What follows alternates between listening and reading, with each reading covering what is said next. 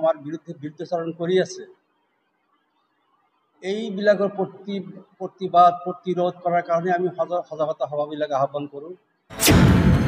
চেষ্টা কৰি থাকে এইবিলাক যাতে কৰিব নোৱাৰে তাৰ কাৰণে আমি সজাগতাবিলাক কৰি আছোঁ। সংখ্যালঘু সংগ্ৰাম পৰিষদৰ পৰা আমি ইয়াত আজি এটা সজাগতা সভা আহ্বান কৰিছিলোঁ।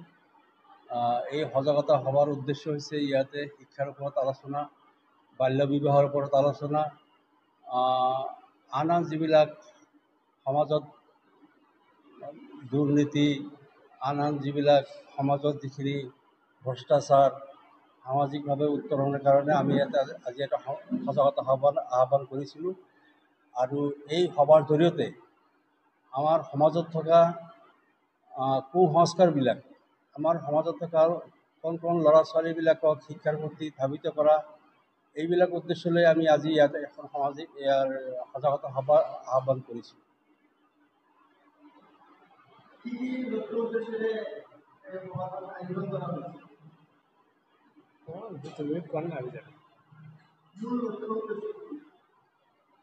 আমাৰ সংখ্যালঘু সংগ্ৰাম পৰিষদে আমি অকল ইয়াতে নহয় গোটেই অসমতে আমি সজাগতা সভাবিলাক কৰি আছোঁ।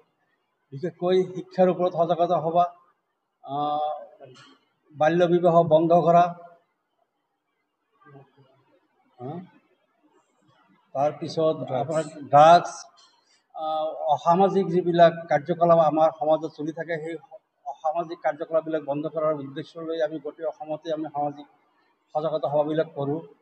আৰু বিশেষকৈ আমাৰ ল'ৰা ছোৱালীবিলাকে শিক্ষাৰ প্ৰতি আকৃষ্ট কৰাৰ কাৰণে টেকনিকেল এডুকেশ্যন, কোৱালিটি এডুকেশ্যন, এইবিলাক শিক্ষাৰ জৰিয়তে যাতে আমি সমাজত আমাৰ বিৰুদ্ধে যিখিনি আমাৰ সমাজত বা অসমত যিখিনি মানুহ আমাৰ বিৰুদ্ধে বিৰুদ্ধাচৰণ কৰি আছে, এইবিলাকৰ প্ৰতিবাদ প্ৰতিৰোধ কৰাৰ কাৰণে আমি সজাগতা সভাবিলাক আহ্বান কৰোঁ, যাতে আমাৰ সমাজত এই বদনামবিলাক, যি বদনামৰ জৰিয়তে নেকি আমাক এই সংখ্যালঘু মানুহক চৰ চাপৰি আদি কৰি বিভিন্ন ধৰণৰ সংখ্যালঘু অধ্যুষিত অঞ্চলবিলাকক বিভিন্ন হেয় প্ৰতিপন্ন কৰাৰ কাৰণে এটা গ্ৰুপে অহৰহভাৱে চেষ্টা কৰি থাকে, এইবিলাক যাতে কৰিব নোৱাৰে তাৰ কাৰণে আমি সজাগতাবিলাক কৰি আছোঁ, যাতে আমি এইখন সমাজত, এইখন অসমত আমি এজনকৈ বলিষ্ঠ অসমীয়া হিচাপে প্ৰতিষ্ঠা লাভ কৰিব পাৰোঁ আৰু অসম আৰু অসমীয়া সমাজখনক আমি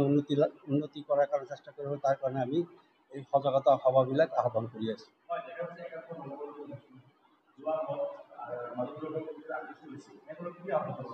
মাদক দ্ৰব্য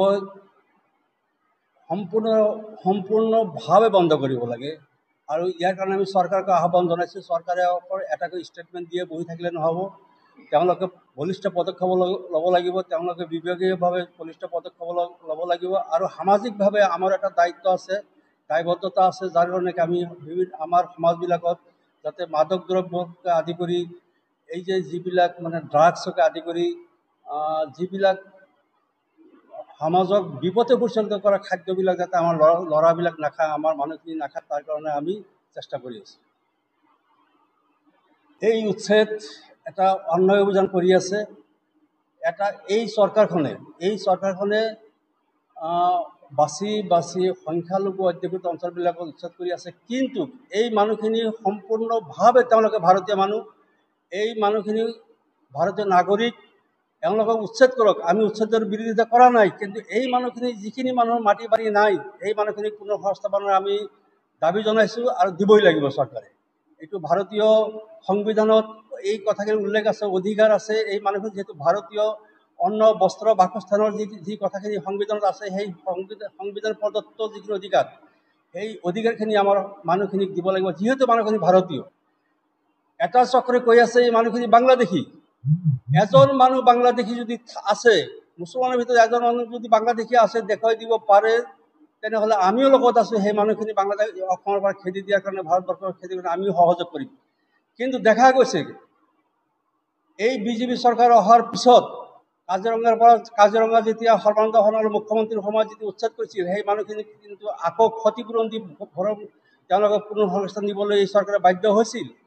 আৰু এই ধুবুৰী, গোৱালপাৰা, লখিমপুৰ পাবৈ অঞ্চলত লংকাকে আদি কৰি নগাঁও বুঢ়া বুঢ়ী চাপৰিবিলাকত যিভাৱে অন্যায় অত্যাচাৰ কৰি যিবিলাক উচ্ছেদ কৰা হ'ল মানুহখিনিক, গৃহহীন কৰা হ'ল মানুহখিনিক, গৃহহীন কৰাৰ পিছত তাৰ পৰা এজন মানুহ বাংলাদেশী বুলি প্ৰমাণ কৰিব পৰা নাই এইখন চৰকাৰে। আৰু সেইটো চৰকাৰৰ এটা ডাঙৰ ষড়যন্ত্ৰ।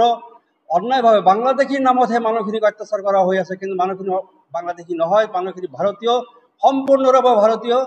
আৰু যদি তাৰ ভিতৰত যদি কোনোবা বাংলাদেশী আছে বাছি উলিয়াব পাৰে, তেওঁলোকক বিতৰণ কৰক, আমি সহযোগ কৰিম।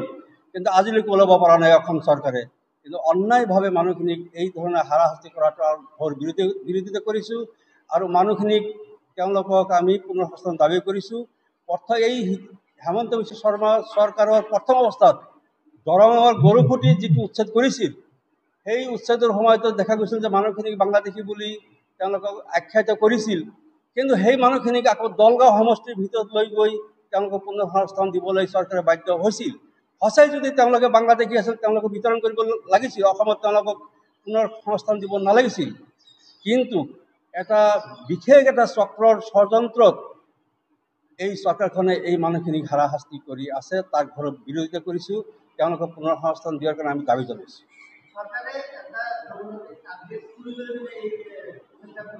হয় হয়, একেবাৰে সম্পূৰ্ণৰূপে এটা জনগোষ্ঠীক নিষেধ কৰাৰ কাৰণে চৰকাৰৰ বৰ্তমান অসম চৰকাৰে এটা গভীৰ ষড়যন্ত্ৰ লুকাই আছে। আমি বিভিন্ন সময়ত কাৰুকাৰ্য তেওঁলোকে দেখিবলৈ পাই আছোঁ যে তেওঁলোকক কেতিয়াবা কৈ আছে বাংলাদেশী, কেতিয়াবা কৈ আছে অচিনাকি, কেতিয়াবা কৈছে সন্দেহযুক্ত, কেতিয়াবা কৈছে বিশেষ শ্ৰেণী। এই সংখ্যালঘু শ্ৰেণীটোক বিভিন্ন ধৰণৰ ভাষাৰে তেওঁলোকে আখ্যায়িত পৰিচয় দিবলৈ বিচাৰিছে। যি কি নহওক, কিন্তু আমি অসমীয়া, আমি খিলঞ্জীয়া অসমীয়া শাৰীৰ ভিতৰতে খিলঞ্জীয়াৰ সংখ্যাটো আজিলৈকে নিৰ্ধাৰণ কৰিব পৰাই নাই অসম চৰকাৰে। খিলঞ্জীয়া কাক কয়, কোন জনগোষ্ঠী খিলঞ্জীয়া হ'ব, অসম চৰকাৰে খিলঞ্জীয়া সংখ্যা নিৰ্ধাৰণ কৰিব নোৱাৰে। এইটো নিৰ্ধাৰণ কৰিব লাগিব পাৰ্লিয়ামেণ্ট, এইটো নিৰ্ধাৰণ কৰিব সুপ্ৰিম কোৰ্টে। এনেই খিলঞ্জীয়া কৰি খিলঞ্জীয়াৰ নাম লৈ এটা বিশেষ শ্ৰেণীক অন্যায় অত্যাচাৰ কৰা হৈ আছে বুলি আমি আখ্যায়িত কৰিছোঁ। আৰু এইটো বন্ধ কৰিব লাগে। যিহেতু মানুহখিনি অসমীয়া মানুহ, যিহেতু মানুহখিনি ভাৰতীয় মানুহ, ভাৰতীয় নাগৰিক, তেওঁলোকে ভাৰতীয় সংবিধানত দিয়া অধিকাৰ সম্পূৰ্ণ তেওঁলোকৰ ভোগ দখল কৰাৰ অধিকাৰ আছে। আৰু সেইটো চৰকাৰে দিবলৈ বাধ্য। আৰু আমি ভিক্ষা খুজিবলৈ যোৱা নাই, আমি ভাৰতৰ সংবিধানত দিয়া অধিকাৰখিনি আমি বিচাৰি আছোঁ, আমাক দিব লাগিব।